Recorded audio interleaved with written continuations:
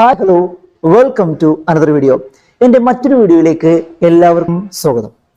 ഇന്നത്തെ വീഡിയോയിൽ നമ്മൾ ഡിസ്കസ് ചെയ്യാൻ പോകുന്നത് നമ്മൾ തമ്പനയിൽ കണ്ടതുപോലെ തന്നെ നമ്മൾ സാധാരണ ഇംഗ്ലീഷിൽ യൂസ് ചെയ്യുന്ന ഒരു രീതിയാണ് ഹൗ മച്ച് അല്ലെ, എത്ര മാത്രം എന്നൊക്കെ പറയാൻ വേണ്ടിയിട്ടാണ് നമ്മൾ ഹൗ മച്ച് സാധാരണ നമ്മൾ ഇംഗ്ലീഷിൽ യൂസ് ചെയ്യുന്നത്. ഓക്കെ, അപ്പോൾ ഈ ഹൗ മച്ച് ഉപയോഗിച്ചിട്ട് നമ്മൾ സാധാരണ പറയാറുള്ള കുറെ കാര്യങ്ങൾ, അതിന്റെ ഇംഗ്ലീഷ് വാചകങ്ങൾ, ഇതൊക്കെയാണ് നമ്മൾ ഇന്നത്തെ വീഡിയോയിൽ നോക്കാൻ പോകുന്നത്. അപ്പോൾ ഹൗ മച്ച് എങ്ങനെയാണ് യൂസ് ചെയ്യുന്നത് എന്നാണ് നമ്മൾ ഡിസ്കസ് ചെയ്യാൻ പോകുന്നത്. അപ്പൊ നമുക്ക് എന്ത് ചെയ്യാം, സമയം കളയാതെ വീഡിയോയിലേക്ക് പോവാം.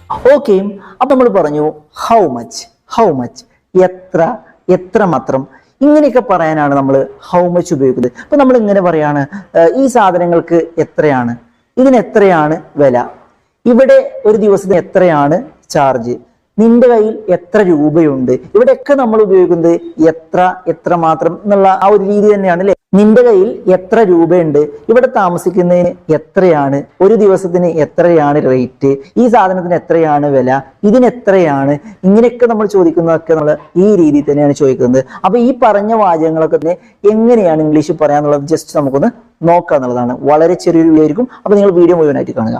ഓക്കെ, അപ്പൊ ഇതിൽ ആദ്യം നമ്മൾ പറഞ്ഞ സാധാരണ നമ്മൾ പറയുന്ന ഒരു കാര്യമാണ് ഇതിനെത്രയാണ് വില. ഇതാണ് സാധാരണ നമ്മൾ ഹൗ മച്ച് ഉപയോഗിച്ചിട്ട് സാധാരണ നമ്മൾ സംസാരിക്കുന്ന ഒരു കാര്യം എന്ന് പറയുന്നത്. ഇതിന് എത്രയാണ് വില. ഓക്കെ, അപ്പൊ നമ്മൾ സാധാരണ ഏറ്റവും കൂടുതൽ ചോദിക്കാൻ ഇടയുള്ള ഒരു കാര്യം ഇത് തന്നെയാണ് അല്ലെ, ഇതിന് എത്രയാണ് വില, ഇതിന് എത്ര വിലയാകും. ഓക്കെ, അപ്പൊ എങ്ങനെയാണ് ഈ കാര്യം ഹൗ മച്ച് ഉപയോഗിച്ചിട്ട് നമ്മൾ പറയുന്നത്? ഇങ്ങനെയാണ്, how much does it cost, ഇതിന് എത്രയാണ്, how much does it cost. ഇനി അതല്ല, ഇനി അങ്ങനെ ചോദിക്കുന്നില്ലെങ്കിൽ ഇങ്ങനെയും ചോദിക്കാം, ഹൗ മച്ച് ഈസ് ഇറ്റ്, ഇത് എത്രയാണ്, ഇതിന് എത്രയാണ്, ഹൗ മച്ച് ഈസ് ഇറ്റ് എന്ന് ചോദിക്കാം. അല്ലെങ്കിൽ how much does it cost, ഇതിന് എത്ര വിലയാകും എന്ന് പറയാണ്. ഓക്കെ, ഇനി അതുപോലെ തന്നെ നമ്മൾ ഒരാളോട് ചോദിക്കുകയാണ്, നിന്റെ അടുക്കൽ എത്ര രൂപയുണ്ട്, നിന്റെ പക്കൽ എത്ര രൂപയുണ്ട് എന്ന് ചോദിക്കുകയാണ്. എങ്ങനെ ചോദിക്കുക, നിന്റെ അടുക്കൽ എത്ര രൂപയുണ്ട്, ഇങ്ങനെയാണ് ഇത് ചോദിക്കുന്നത്. How much money do you have, how many അല്ല നമ്മൾ പറയുന്നത്, how much money do you have, നിന്റെ പക്കൽ എത്ര രൂപയുണ്ട്, how much money do you have, നിന്റെ പക്കൽ എത്ര രൂപയുണ്ട്, ഇങ്ങനെയാ ചോദിക്കുന്നത്. How much money do you have, നിന്റെ പക്കൽ എത്ര രൂപയുണ്ട്. അതല്ല, നമ്മൾ ഇങ്ങനെ പറയാണ്, ഒരാളോട് ചോദിക്കുകയാണ്, നിനക്ക് എത്ര രൂപ വേണം എന്ന് ചോദിക്കുകയാണ്. നിനക്ക് എത്ര രൂപ വേണം, എങ്ങനെയാ അത് ചോദിക്കുക? ഇങ്ങനെയാണ് ഇത് നമ്മൾ ചോദിക്കുന്നത്. How much money would you like, നിനക്ക് എത്ര പണമാണ് ആവശ്യമുള്ളത്, എത്ര പണമാണ് നീ ആഗ്രഹിക്കുന്നത്, ഉദ്ദേശിക്കുന്നത് എന്നുള്ള അർത്ഥമൊക്കെ നമുക്ക് പറയാന്നുള്ളതാണ്. How much money would you like, നീ എത്രയാണ് ഇപ്പൊ ആവശ്യപ്പെടുന്നത്, എത്രയാണ് നിനക്ക് താല്പര്യം.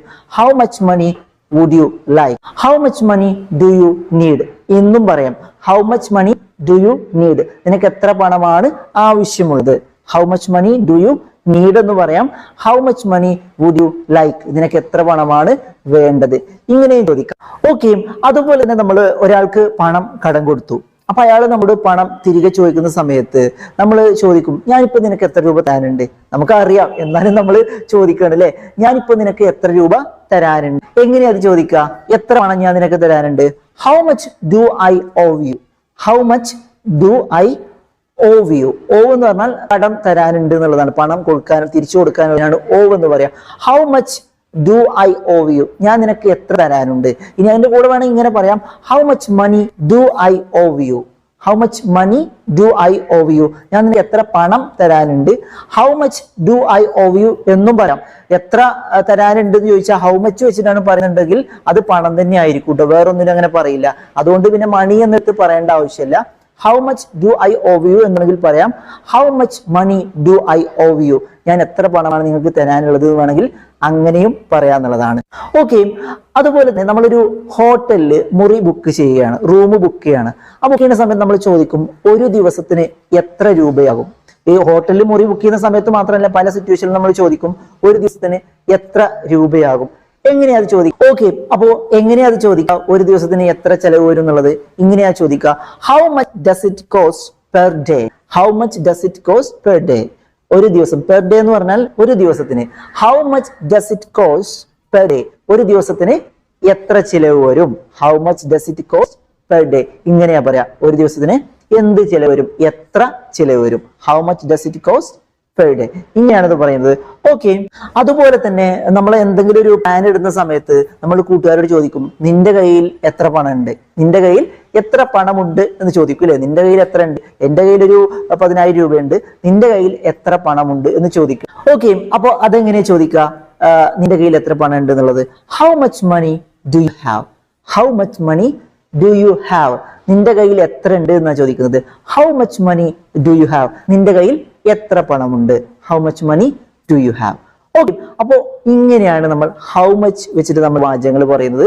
എത്ര, എത്ര മാത്രം, എത്രയുണ്ട് എന്നൊക്കെ ചോദിക്കാനാണ് നമ്മൾ ഹൗ മച്ച് ഉപയോഗിക്കുന്നത്. അപ്പൊ ഈ രീതിയിലൊക്കെ നമുക്ക് ഹൗ മച്ച് വെച്ചിട്ട് സംസാരിക്കാം. ഇത്രയും കാര്യങ്ങളൊക്കെ തന്നെ നമ്മൾ മലയാളത്തിൽ സംസാരിക്കുന്നതാണ്. അപ്പൊ അതുപോലെയൊക്കെ നമുക്ക് ഇംഗ്ലീഷിലും പറയാനുള്ളതാണ്. ഓക്കെ, അപ്പൊ ഇങ്ങനെയാണ് ഹൗ മച്ച് ഉപയോഗിക്കേണ്ടത്. അപ്പൊ എന്തായാലും ഈ ഒരു വീഡിയോയിൽ നിങ്ങൾക്ക് ആ കാര്യം വളരെ വ്യക്തമായി മനസ്സിലായിട്ടുണ്ടാകും.